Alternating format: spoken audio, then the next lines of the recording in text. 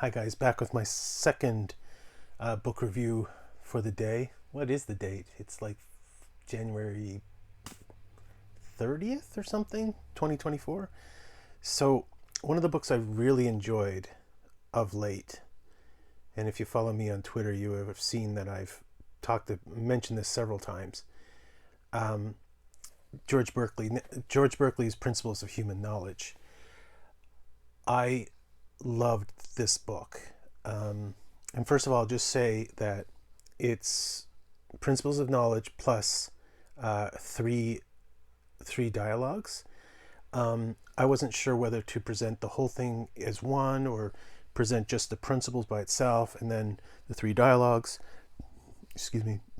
I got about halfway through the first dialogue and I wasn't enjoying it because the dialogues, as he himself says in the introduction to the dialogues, he says the dialogues just say in a more sort of simplified version or dumbed down version what he was saying in principles.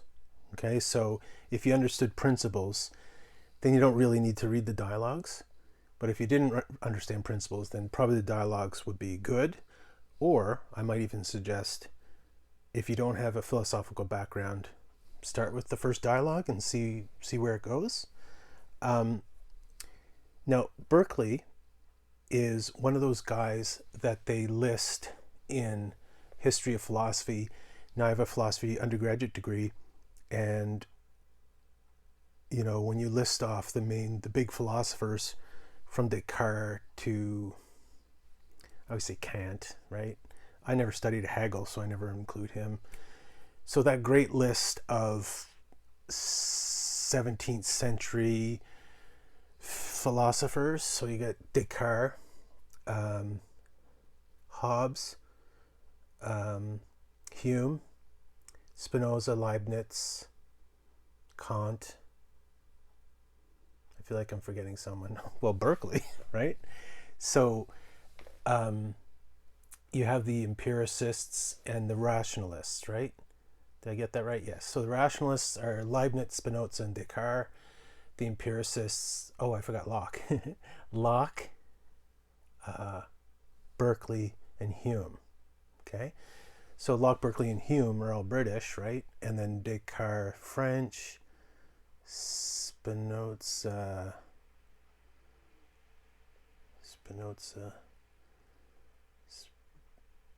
well, he's Jewish, but Jewish from Germanish-y or Netherlands or something. Yeah, Netherlands, I guess. And then Leibniz was German. So Berkeley fits into the British empiricists, and but he's kind of like treated like the third guy, the lesser guy. And you see he's in this picture here, he's in clerical garb, and he was a bishop, right? He was an Anglican bishop. And I think that's one of the reasons why so many, like my university never assigned me anything from Berkeley. He was just always mentioned on the side. And I have a feeling it was because of, I guess, anti-Christianity or anti-clericalism. No, he wasn't as great as Hume, but saying someone's not as great as Hume is saying, someone's not as great as Napoleon or Alexander or Julius Caesar or whatever. Hume is, right? I found this work incredibly enjoyable, and enjoyable for a few reasons. Just fascinating and just incredibly well constructed. I was finding this about another work. I can't remember which one it was, but I found this really well constructed. Like, I found that every time he was arguing something, I would think, but what about this? And then the next paragraph or next subchapter, whatever, he would deal with that very question. And I found that happening throughout. So it's like we were on the same wavelength, or he understood the questions that people would ask based upon what he's saying. So, Principles of Human Knowledge. So he's an empiricist. So basically that means you can't, he's against deduction. He's against cause and effect. And he begins, I guess, in a way as a disciple of Hume, right? Because in the introduction, he quotes Hume a couple times, like big quotes. Yeah. So the essay on human understanding, he quotes twice, two big chunks, two big paragraphs. So you can see the sort of the basis he's arguing from. So basically the idea that unites the empiricists, so Berkeley, Hume, and Locke, is that you can't infer anything from cause and effect. And Berkeley went so far as to say, we don't know anything about the material world. Okay, and this is something that your philosophy teachers will say to you, and they might turn that around and say the world is just this creation by God, kind of almost like this mirage he puts on, or this play God puts on. So you're not interacting with real things. You're interacting with what God tells you about these things. So one of the interesting things that unites Berkeley, the bishop, with when I was dealing with Leibniz theodicy, and Leibniz, very, very strong Christian, was that they both, I found Leibniz a bit more, but Berkeley too, they both draw on the old idea, and I say old idea because it's from Aquinas and from these great Catholic theologians, that God doesn't just create and leave things as they are, like the deists would say, that it's once a thing is created, it has to be upheld in existence. So creation isn't a past event. Creation is an ongoing action of God of sustaining things in existence. So once you take that as a basic, right, that sort of it's in a way the opposite of idea of inertia or whatever, that you put a object in motion, it stays in motion. No, the Christian theological view is that a thing can't create itself, and once created, a thing can't sustain its existence. Okay? So once you take that as a fact, then God's empirical, ongoing,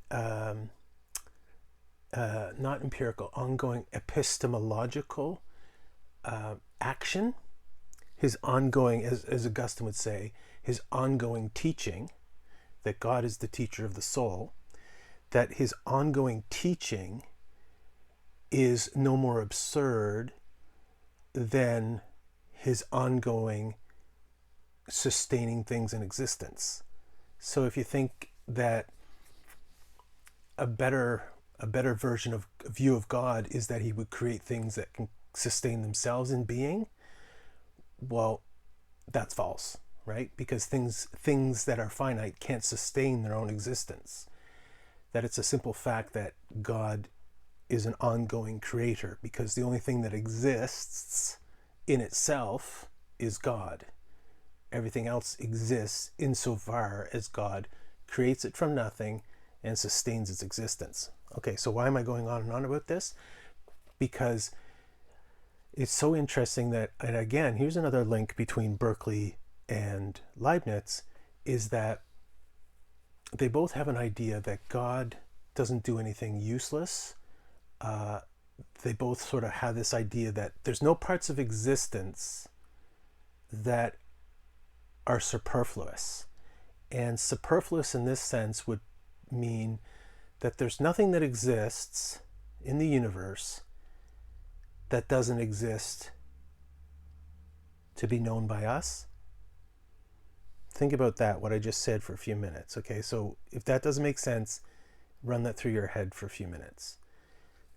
The opposite idea is that we kind of have today is that this universe is so vast and infinite that most of it's superfluous from a human standpoint, because we won't even know it. So, what the concept we have today of the known universe. So the known universe is that part which is possible to be measured by human action. So the known universe can't extend beyond the age of the universe times the speed of light. Okay, so did I get that right? Yeah, I think I got that right. So anything further away than, say, 13 billion light years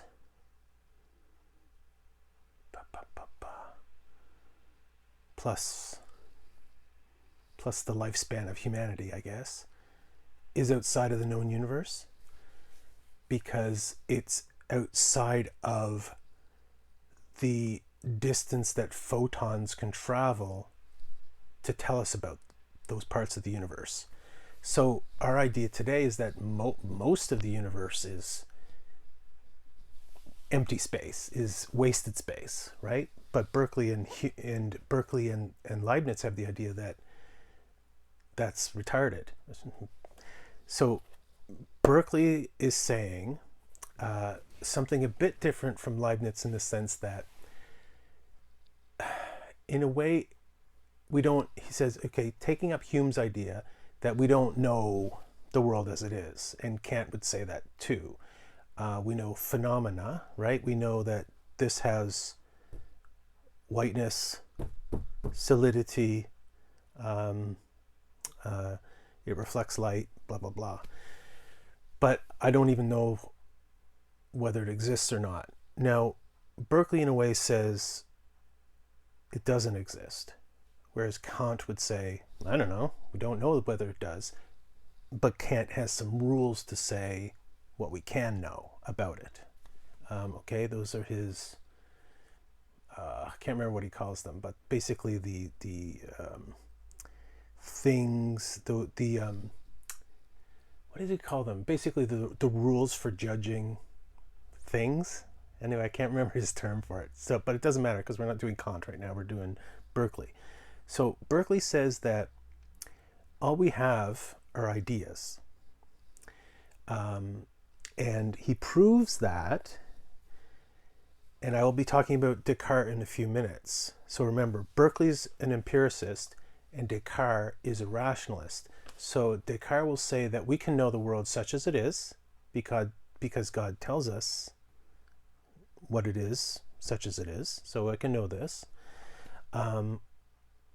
Whereas Berkeley says we can't know it because, take the old epistemological tricks of the stick bending in water. Person who's colorblind doesn't see this the same way I do. That a bat doesn't see this at all. The bat sees this through sonar or whatever. So this thing is not a thing, it's an idea that God tells me about. And one of the most interesting parts of Berkeley's argument is how he proves that. Now, contrary to Descartes, who says that we can have absolute ideas of things, for instance, triangles, is so annoying that all philosophers use triangles as their example, that a rationalist will look at a triangle and say, well, we can know it absolutely, because we can know the rules of a triangle, the interior angles add up to 180 degrees, blah, blah, blah. But Berkeley will come along and say, what's that? You've never seen a triangle.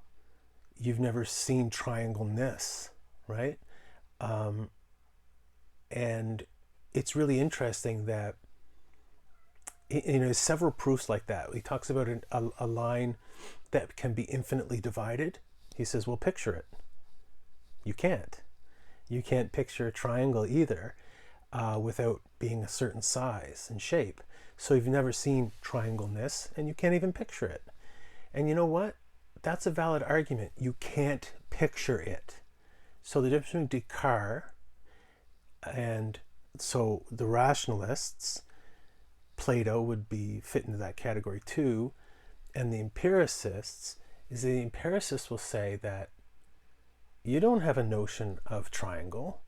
Now think about it. I mean, do this yourself. Sit in a dark room tonight and say, picture triangle. What are you picturing? It's not a triangle. What is that? it's not a triangle. It's not a physical triangle. It's not anything. And if you look, I mean, I think that though I don't know very much about it or anything at all, modern brain science, or what would you call it, cognitive psychology, I don't know what's going on in my brain, but I know there's no triangle in there. That the way the brain works is a kind of, it's impressionistic, I suppose, for lack of a better word, and there's no triangle in there, and there's nothing that remotely looks like a triangle in there. And so I find that part of Berkeley's argument compelling, challenging, disturbing. But having read this first and then gone on to reread after many years Descartes' Meditations and Method, I was like, I'm not going to take your word for it anymore, Descartes, that you have these ideas. And I'll talk about Descartes in a few minutes in the next video here, which will help if you're like a bit perplexed over this. So anyway, I really enjoyed this. Berkeley, I suppose you can treat him as just a disciple of Hume, but I find there's certain aspects. I mean, Hume wasn't religious, right? Hume was an atheist. He thought that his empiricism leads to atheism, right? And Locke, we've studied him a bit, and his ideas of God are more or less sort of related to Berkeley, but not really. But I found Berkeley so intriguing and fresh, and he has a different vision ultimately than Hume does. And Hume doesn't end up by saying, well, God has to teach us, because he's an atheist, right? But the strength and originality of Berkeley is his conception of God, the teacher, which will remind you of, as I said, Leibniz, and which will remind you of St. Augustine. And maybe I'll do a review some of Augustine's stuff soon. So anyway, guys, Principles of Human Knowledge is much easier to read than Locke's book of a similar name and Hume's book of a similar name, and of course then Immanuel Kant's Critique of Pure Reason. So there you go. I love this book, and I'm going to read it again soonish, I hope. Okay, guys, thanks very much.